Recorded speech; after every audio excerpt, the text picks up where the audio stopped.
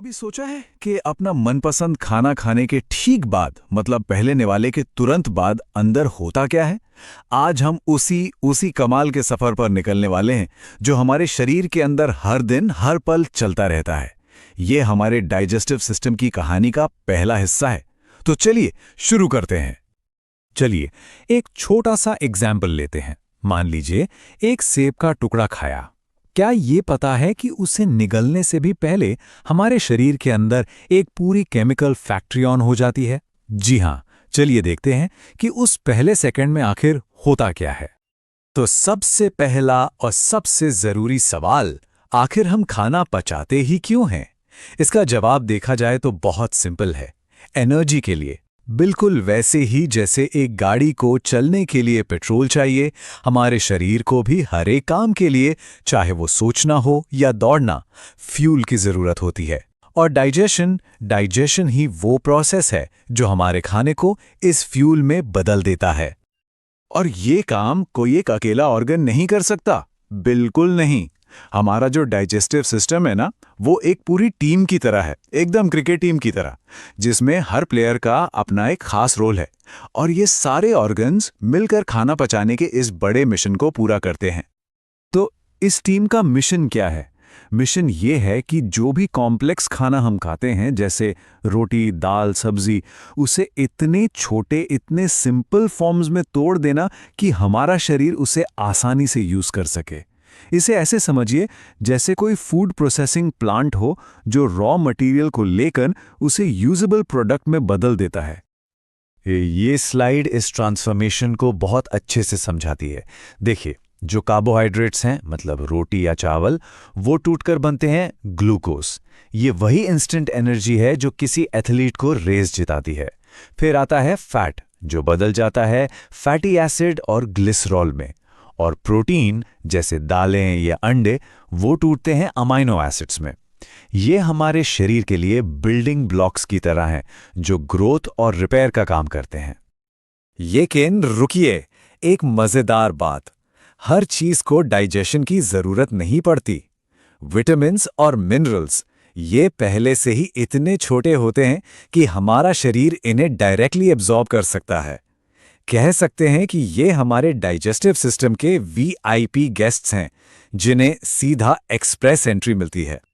तो ये जो पूरा प्रोसेस है ना, ये असल में 5 स्टेप्स का एक सफर है। चलिए इस सफर के पूरे रोड मैप पर एक नजर डालते हैं, बिल्कुल शुरू से लेकर आखिर तक। ये है वो 5 पड़ाव, बिल्कुल किसी कहानी के 5 चैप्टर्स की तरह। पहला है इंजेशन, यानी खाने को मुंह में लेना। दूसरा है डाइजेशन, मतलब उसे छोटे छोटे टुकड़ों में तोड़ना। इसके बाद आता है एब्जॉर्प्शन, यानी जो भी काम के न्यूट्रिएंट्स हैं उन्हें खून में सोख लेना।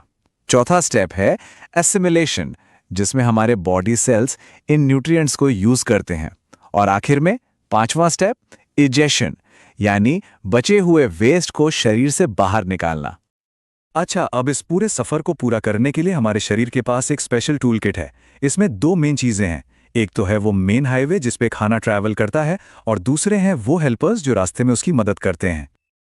ये स्लाइड इस बात को बिल्कुल साफ कर देती है। एक तरफ है द पाथवे, यानी एलिमेंट्री कनाल। घबराइए मत, ये बस एक फैंसी साइंटिफिक नाम है उस लंबी सी ट्यूब का जो मुंह से शुरू होती है। और दूसरी तरफ हैं द हेल्पर्स, यानी एसोसिएटेड ग्लैंड्स, जैसे सैलिवरी ग्लैंड्स और लिवर, जो डाइजेशन के लिए सारे जरूरी जूसेस और एंजाइम्स बनाते हैं। तो अब सवाल यह है कि खाने का यह सफर शुरू कहां से होता है? जाहिर है हमारे मुंह से, जिसे साइंस की भाषा में बकल कैविटी भी कहते हैं। यहीं से सारा एक्शन शुरू होता है। और यहीं पर हमारे 5 स्टेप जर्नी का पहला कदम उठाया जाता है, इंजेशन, मतलब खाने को मुंह के अंदर लेना। सुनने में तो बड़ा सीधा साधा लगता है ना, लेकिन असल में यहां पर मैकेनिकल और केमिकल दोनों तरह का डाइजेशन एक साथ शुरू हो जाता है।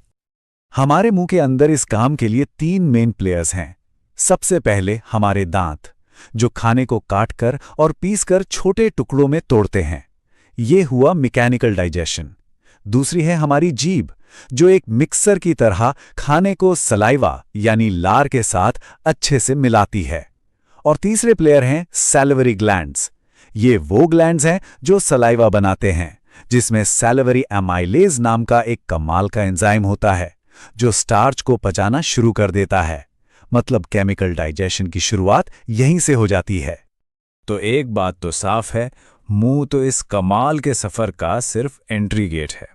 असली कहानी तो अब शुरू हुई है। ये जानना दिलचस्प होगा कि यहाँ से खाना आगे कहाँ जाता है और उसके साथ क्या क्या होता है। ये सब हम जानेंगे अपने अगले हिस्से में। नमस्कार। क्या कभी सोचा है कि हमारे मुंह के अंदर एक ऐसी चीज है जो हड्डियों से भी ज्यादा मजबूत होती है? आज हम दांतों की इसी दिलचस्प दुनिया में उतरेंगे। बचपन के उन 20 दांतों से लेकर बड़े होने पर मिलने वाले 32 दांतों तक का सफर तय करेंगे। ये सिर्फ गिनती नहीं है, ये हमारे एवोल्यूशन की, हमारे विकास की कहानी है। तो चलिए शुरू करते हैं। चलिए एक हैरान करने वाले फैक्ट से शुरू करते हैं। हमारे दांतों के ऊपर जो सफेद परत होती है ना, जिसे इनेमल कहते हैं, वो हमारे पूरे शरीर का सबसे कठोर, सबसे मजबूत पदार्थ है। जी हाँ, सही सुना, हमारी हड्डियों से भी कई ज्यादा मजबूत। ये कुदरत का बनाया एक तरह का आर्मर है। और हमारे दांत इतने कॉम्प्लेक्स होते हैं कि इनकी पढ़ाई के लिए साइंस की एक पूरी की पूरी ब्रांच बनी हुई है, जिसे कहते हैं ओडोंटोलॉजी। तो हमारी कहानी का पहला चैप्टर शुरू होता है बचपन से। जब किसी बच्चे की पहली मुस्कान आती है तो साथ में आते हैं दांतों का पहला सेट, जिन्हें हम सब दूध के दांत भी कहते हैं। एक छोटे बच्चे के मुंह में कुल 20 दांत होते हैं, बिल्कुल फिक्स, पूरे 20। तो सवाल ये है कि ये 20 दांत मुंह में अरेंज कैसे होते हैं? क्या इसका कोई खास पैटर्न है? बिल्कुल है, और ये काफी इंटरेस्टिंग है। और सबसे कमाल की बात यह है कि ये अरेंजमेंट कितना परफेक्ट और सिमेट्रिकल है। जैसा कि इस टेबल में दिख रहा है, 10 दांत ऊपर के जबड़े में और 10 नीचे के जबड़े में। और अगर हम मुंह को बीच से 4 हिस्सों में बांट दें तो हर हिस्से में ठीक 5-5 दांत आते हैं। डेंटिस्ट्स इस पैटर्न को एक सिंपल से कोड में लिखते हैं, 2-1-0-2। इसका मतलब क्या है? हर क्वाड्रेंट या चौथाई हिस्से में 2 इंसाइजर्स, 1 कैनाइन, 0 प्रीमोलर्स और 2 मोलर्स। यहां ध्यान देने वाली बात वो 0 है। बच्चों में प्रीमोलर दांत होते ही नहीं है। अच्छा, अब बचपन से आगे बढ़ते हैं और आते हैं अडल्ट लाइफ में, जहां हमारे दांतों का एक नया और परमानेंट सेट आता है। ये एक तरह का अपग्रेड है।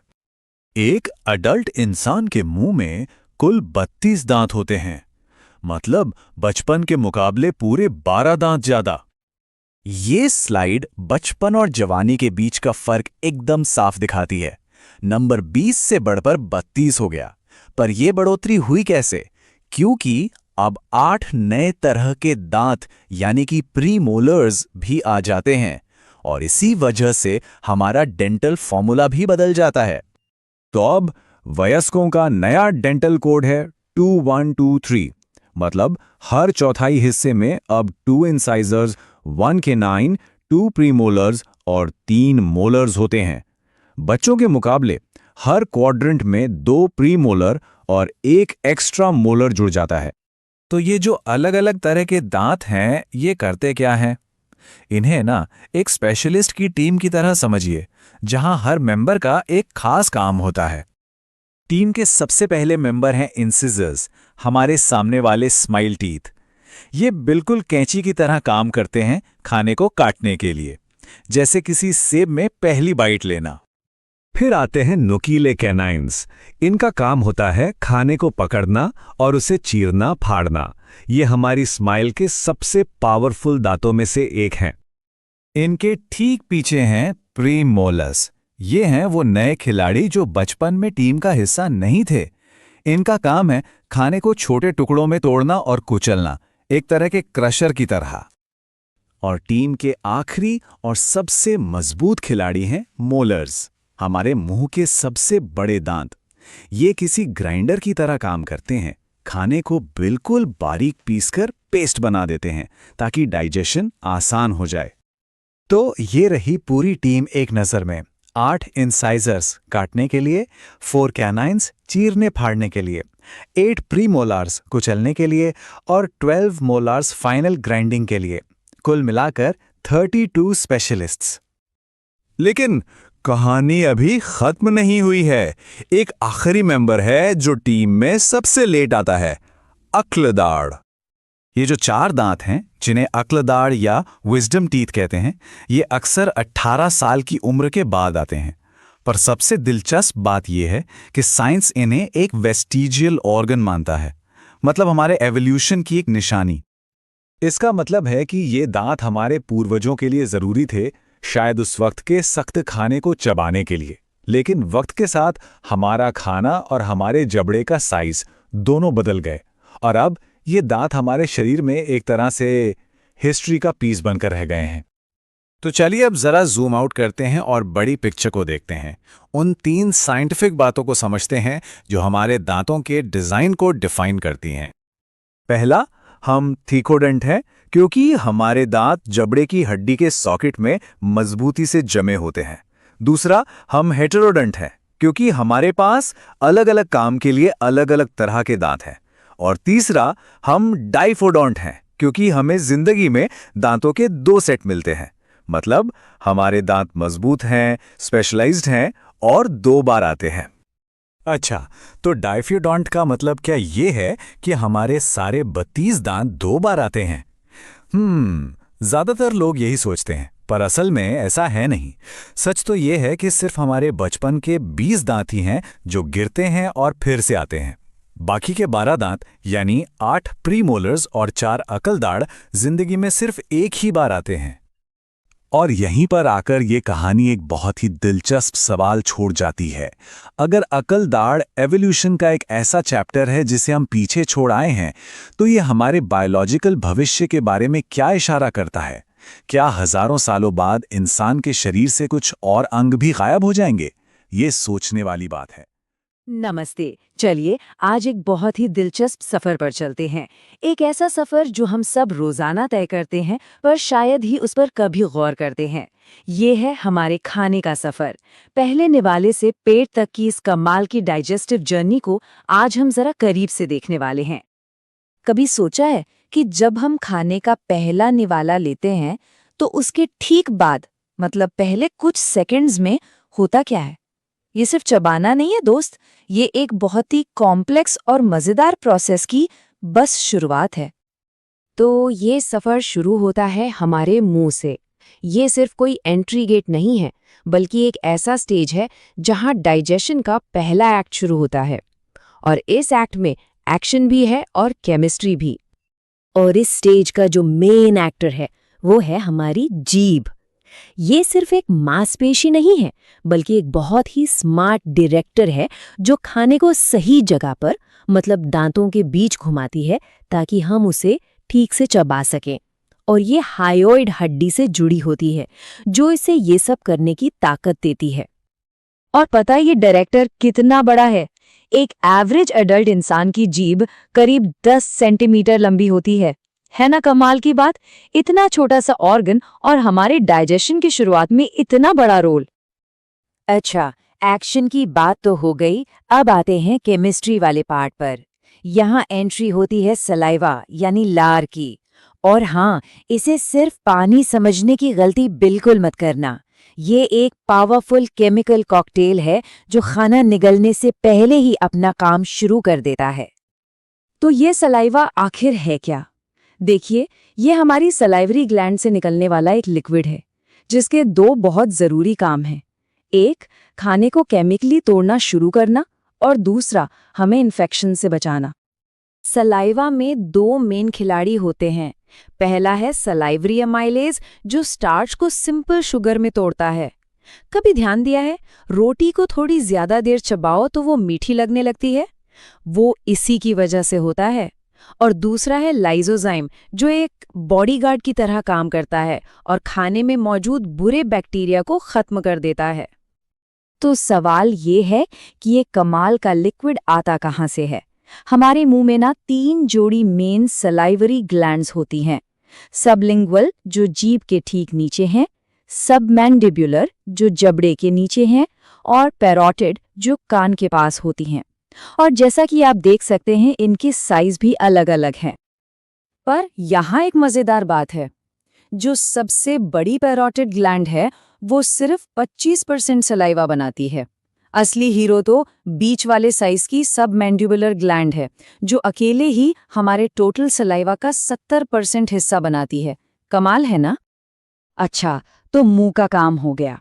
अब जैसे ही हम खाना निगलते हैं, वो अपनी जर्नी के अगले पड़ाव पर निकल पड़ता है। ये है लगभग 25 सेंटीमीटर लंबी एक ट्यूब, जिसे ईसोफेगस या ग्रास नली कहते हैं। और यहाँ एक बहुत जरूरी बात है, खाना सिर्फ ग्रेविटी की वजह से नीचे नहीं गिरता, उसे एक खास प्रोसेस के जरिए नीचे धकेला जाता है, जिसे कहते हैं पेरिस्टाल्सिस। ये मसल्स का एक वेव जैसा मूवमेंट होता है। सोचिए जैसे आप ट्यूब से टूथपेस्ट निकालते हैं ना, बिल्कुल वैसे ही। इसी वजह से हम चाहे खड़े हों या उल्टे लटके हों, खाना पेट तक पहुंच ही जाता है। पूरे 25 सेंटीमीटर। सोचिए, इतनी लंबी एक मस्कुलर टनल जो खाने को कुछ ही सेकंड्स में सीधे पेट तक ले जाती है। और अब खाना पहुंच गया है अपनी अगली डेस्टिनेशन पर, पेट में। ये कोई शांत जगह नहीं है, बल्कि एक बहुत ही डायनामिक और एसिडिक चैम्बर है, जहां डाइजेशन का अगला बड़ा काम होना है। हमारा पेट ना एक जे शेप के मस्कुलर बैग जैसा है। खाना यहाँ करीब 4 से 5 घंटे तक रहता है, जहाँ इसे अच्छी तरह से मथा और मिक्स किया जाता है। इसके 3 मेन हिस्से होते हैं, फंडस, कार्डिया और पाइलोरस, जो सब मिलकर काम करते हैं। पेट के अंदर बनता है गैस्ट्रिक जूस, और उसका पीएच लेवल जानते हैं कितना होता है? करीब 1.2। ये इतना ज्यादा एसिडिक है कि आप अंदाजा भी नहीं लगा सकते। ये डाइजेशन के लिए एक जबरदस्त टूल है। तो चलिए अब जरा पेट के काम करने के तरीके को समझते हैं। सारा खेल एसिड, एंजाइम्स और एक बहुत ही स्मार्ट आर्मर यानी सुरक्षा कवच का है। प्रोटीन को पचाने का जो प्रोसेस है ना, वो किसी शानदार टीम वर्क से कम नहीं। देखिए कैसे होता है।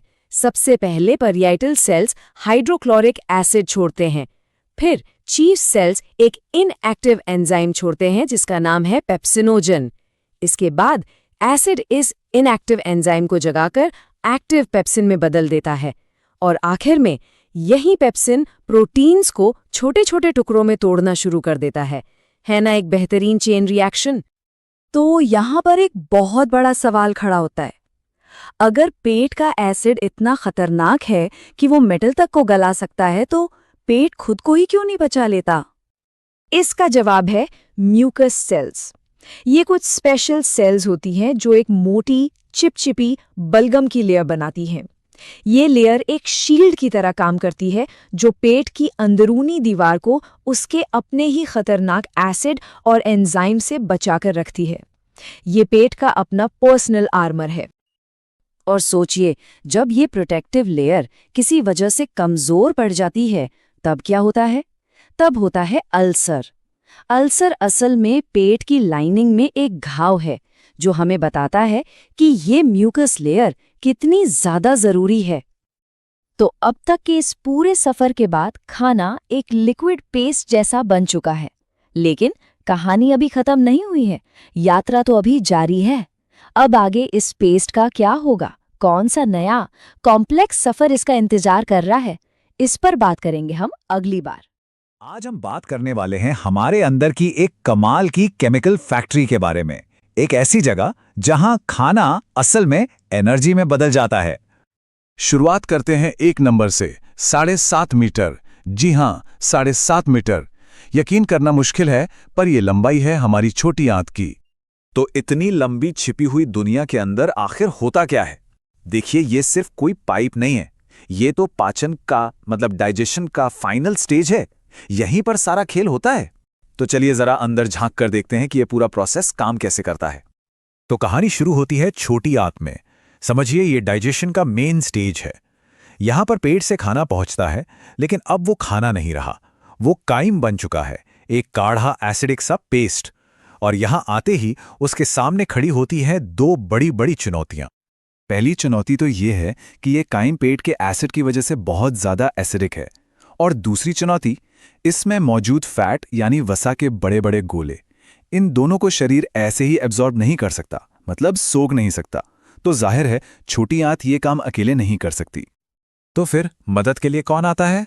यहाँ एंट्री होती है एक जबरदस्त सपोर्ट टीम की। पर्दे के पीछे काम करने वाली दो पावरफुल फैक्ट्रियां, हमारा लिवर और पैंक्रियास। हाँ, तो ये हैं हमारे डाइजेशन के दो सबसे बड़े खिलाड़ी। एक तरफ है लिवर, जो शरीर का सबसे भारी अंदरूनी अंग है, और दूसरी तरफ है पैंक्रियास, जो रोजाना 1 लीटर तक डाइजेस्टिव जूस बनाता है। कमाल है ना? एक अपनी साइज के लिए जाना जाता है तो दूसरा अपने काम की स्पीड के लिए। तो एक्शन में सबसे पहले आता है लिवर का बनाया हुआ एक खास सॉल्यूशन, बाइल यानी पित्तरस। और इसकी खासियत यह है कि ये आते ही दोनों मुश्किलों पर एक साथ काम करना शुरू कर देता है। पहला काम, एसिड की छुट्टी करना। बाइल एल्कलाइन होता है, मतलब क्षारीय, तो ये पेट से आए एसिडिक खाने को न्यूट्रलाइज कर देता है। इससे होता यह है कि आगे के प्रोसेस के लिए एक बिल्कुल सही नॉन एसिडिक माहौल तैयार हो जाता है। और इसका दूसरा बहुत ही स्मार्ट काम है फैट को मैनेज करना। इसे कहते हैं इमल्सिफिकेशन। ये बिल्कुल वैसा ही है जैसे हम चिकने बर्तनों पर डिश वॉश सोप डालते हैं।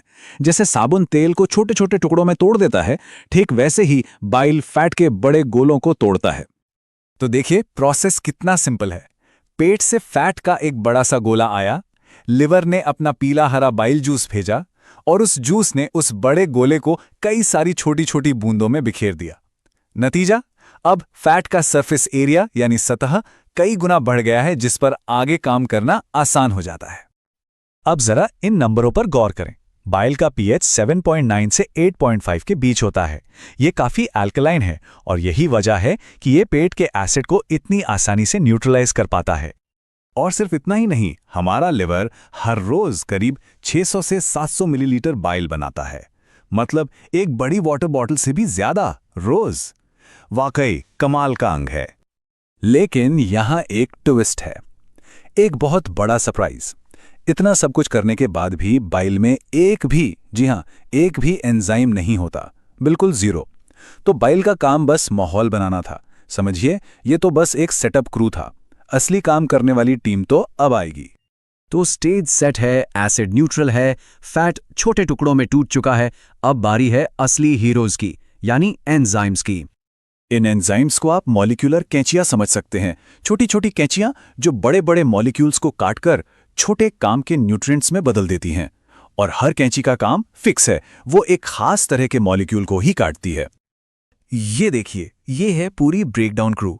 पैंक्रियास अपने 3 मेन एंजाइम भेजता है, ट्रिप्सिन, एमाइलेज और लाइपेज। लाइपेज का काम तो पता ही है, वो सीधा फैट पर अटैक करता है। फिर आंत की दीवारें भी अपना काम करती हैं और माल्टेज, सुक्रेज जैसे एंजाइम बनाती हैं। ये आखिरी कट लगाते हैं और खाने को बिल्कुल सिंपल फॉर्म में ले आते हैं, जैसे कि ग्लूकोज, जिससे शरीर फौरन एनर्जी के लिए इस्तेमाल कर सकता है। तो चलिए, अब तक क्या हुआ? खाना पूरी तरह से अपने सबसे छोटे, सबसे सिंपल पोषक तत्वों में टूट चुका है। मिशन लगभग पूरा हो गया है, पर एक आखिरी सवाल बचा है। ये कीमती न्यूट्रिएंट्स खून तक कैसे पहुंचेंगे? और इसका जवाब है विलाई। ये छोटी आंत की अंदरूनी दीवार पर मौजूद लाखों, करोड़ों उंगली जैसी छोटी छोटी रचनाएं हैं। इनका काम है एक गेटकीपर की तरह इन सभी तैयार न्यूट्रिएंट्स को पकड़ना और सीधा हमारे ब्लड स्ट्रीम में, यानी खून में भेज देना। तो बस यही है पाचन की आखिरी मंजिल। यहीं पर पाचन और सूखने का काम दोनों पूरी तरह से खत्म हो जाता है। खाने के एक निवाले से लेकर शरीर के हर सेल तक पहुंचने वाली एनर्जी तक का पूरा सफर इसी 7.5 मीटर की कमाल की दुनिया में पूरा होता है।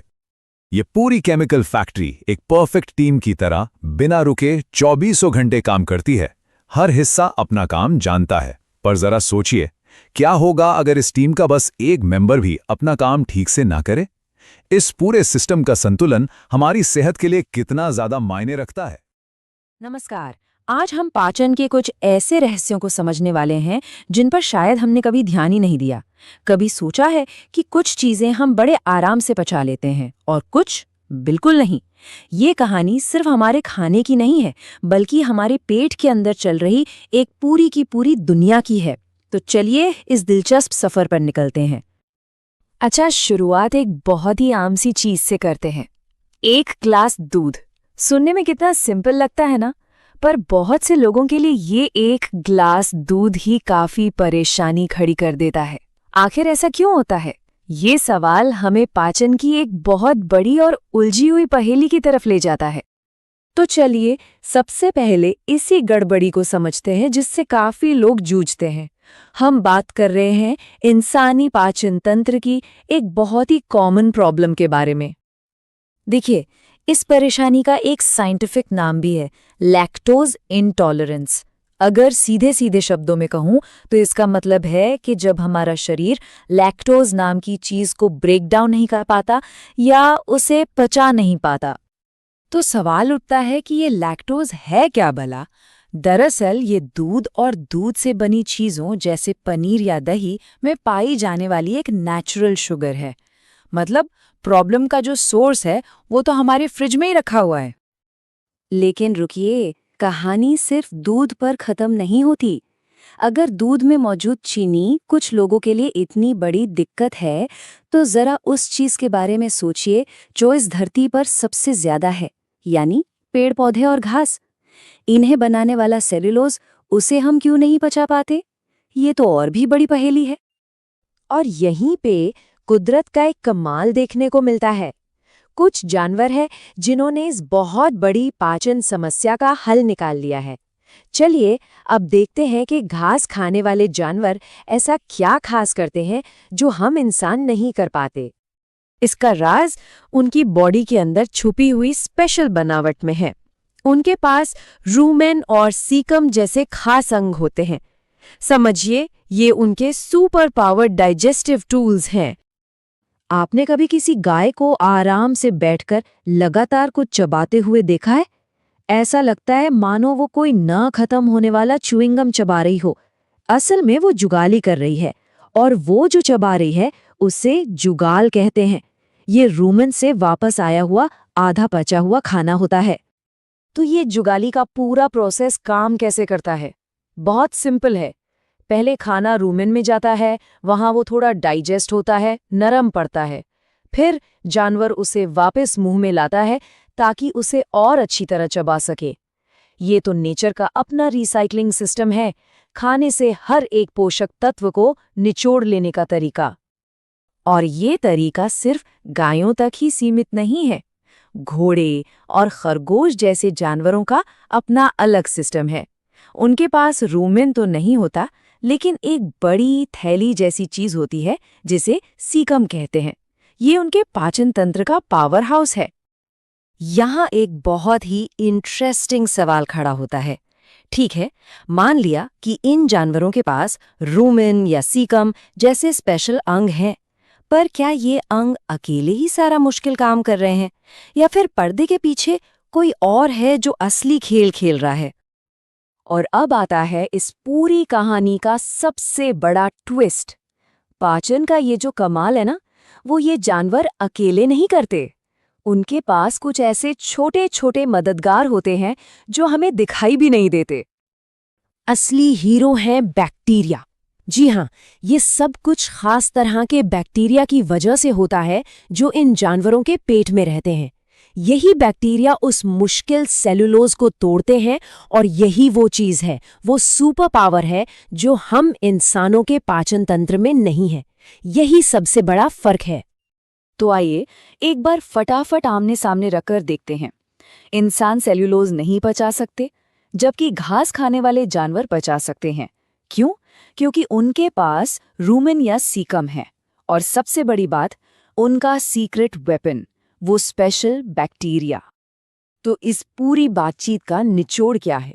बात सिर्फ जानवर के पेट के डिजाइन की नहीं है। असली कहानी तो उन लाखों करोड़ों छोटे छोटे पार्टनर्स की है जो उनके अंदर रहते हैं और उनके लिए काम करते हैं। ये एक जबरदस्त टीम वर्क है जो हमें प्रकृति में हर कदम पर देखने को मिलता है। हमारे पाचन तंत्र ने कहीं ना कहीं ये तय किया है कि हम क्या खा सकते हैं, और इसने हमारे इतिहास को भी एक दिशा दी है। पर जरा एक पल के लिए सोचिए, क्या हो अगर भविष्य में हमारे शरीर में रहने वाले बैक्टीरिया भी घास फूस को पचाने के लिए इवॉल्व हो जाए? तब हमारे खाने के मेन्यू में क्या क्या होगा? ये एक ऐसा सवाल है जो सच में सोचने पर मजबूर कर देता है। नमस्ते, कॉम्पिटिटिव एग्जाम्स की एक बड़ी मजेदार बात पता है क्या है? कई बार जीतना इस बात पर डिपेंड नहीं करता कि आपको सही जवाब पता है, बल्कि इस पर कि आप गलत जवाबों को कितनी अच्छी तरह पहचानते हैं। आज हम एक असली परीक्षा का सवाल उठाएंगे और उसे हल करने की एक ऐसी ही जबरदस्त तकनीक सीखेंगे। तो सवाल ये रहा हमारे सामने। पूछा गया है, किसी व्यक्ति के पाचन तंत्र की जांच करने के लिए जो यंत्र इस्तेमाल होता है उसे क्या कहते हैं? देखने में तो काफी सीधा साधा सवाल लगता है ना? यही सवाल हमारी आज की पड़ताल का सेंटर पॉइंट है। और हाँ, ये कोई ऐसा वैसा सवाल नहीं है। ये सवाल सीधे आरआरबी एनटीपीसी के एक असल एग्जाम से उठाया गया है। इससे ये बात तो पक्की हो जाती है कि हम जो तरीका सीखने वाले हैं वो असल में कितना काम का है, कितना जरूरी है। ठीक है, तो चलो अब इस चैलेंज में जरा उतरते हैं। इसको ना एक पहेली की तरह देखते हैं जिसके 4 टुकड़े हैं, लेकिन उनमें से सिर्फ एक ही टुकड़ा सही जगह पर फिट बैठेगा और हमारा काम है उसी सही टुकड़े को ढूंढ निकालना। तो ये रहे हमारे 4 ऑप्शंस: ऑसिलोस्कोप, माइक्रोस्कोप, एंडोस्कोप और रेडियोग्राफ। अब अगर सही जवाब एकदम से क्लिक नहीं हो रहा ना, तो टेंशन की कोई बात नहीं है। हम एक एक करके इन सब की पड़ताल करेंगे। और यहीं पर आता है हमारा सबसे बड़ा हथियार, प्रोसेस ऑफ एलिमिनेशन, मतलब गलत ऑप्शंस को एक एक करके रास्ते से हटाना। हम ये पता लगाएंगे कि कौन से जवाब तो हो ही नहीं सकते और फिर जो आखिर में अकेला बचेगा वही हमारा हीरो होगा। चलो सबसे पहले ऑप्शन ए को उठाते हैं, ओसिलोस्कोप। ओसिलो, ये शब्द कुछ तरंगों, वाइब्रेशंस, इलेक्ट्रिकल सिग्नल्स जैसा साउंड करता है ना? अब सोचिए, इसका हमारे डाइजेस्टिव सिस्टम से कोई लेना देना हो सकता है क्या? बिल्कुल भी नहीं। तो चलो इस ऑप्शन को तो हटा ही देते हैं। ठीक है, अब आते हैं ऑप्शन डी पर, रेडियोग्राफ। रेडियो सुनते ही दिमाग में क्या आता है? जाहिर है रेडिएशन, एक्सरे। ये हड्डियों की फोटो लेने के लिए तो ठीक है, पर क्या इससे पाचन तंत्र के अंदर सीधे झांक सकते हैं? नहीं, तो ये भी गया लिस्ट से बाहर। अच्छा, अब ऑप्शन बी का क्या, माइक्रोस्कोप। अरे इसका तो नाम ही सब कुछ बता रहा है। माइक्रो यानी एकदम छोटा। इसका काम होता है सेल्स जैसी चीजों को देखना जो आंखों से दिखती भी नहीं। हमारा पाचन तंत्र तो एक पूरा सिस्टम है, कोई माइक्रो सी चीज तो है नहीं, तो जाहिर सी बात है ये भी हमारा जवाब नहीं हो सकता। तो क्या हुआ, हमने 3 ऑप्शंस को तो पूरी तरह से खारिज कर दिया। अब इसका मतलब क्या है? इसका मतलब ये है कि जो एक अकेला बचा है वही हमारा सही जवाब होना चाहिए, भले ही हम उसके बारे में 100% श्योर ना हो। और वो सही जवाब है ऑप्शन सी, इंडोस्कोप। जी हाँ, यही वो इंस्ट्रूमेंट है जिसे डॉक्टर्स शरीर के अंदर देखने के लिए इस्तेमाल करते हैं, खासतौर पर डाइजेस्टिव सिस्टम को। देखा, एलिमिनेशन की ताकत ने हमें सीधा सही जवाब पर लाकर खड़ा कर दिया। पर कहानी यहीं खत्म नहीं होती। एक और मजेदार बात बताऊं, इसका जवाब तो शब्द के अंदर ही छुपा हुआ था।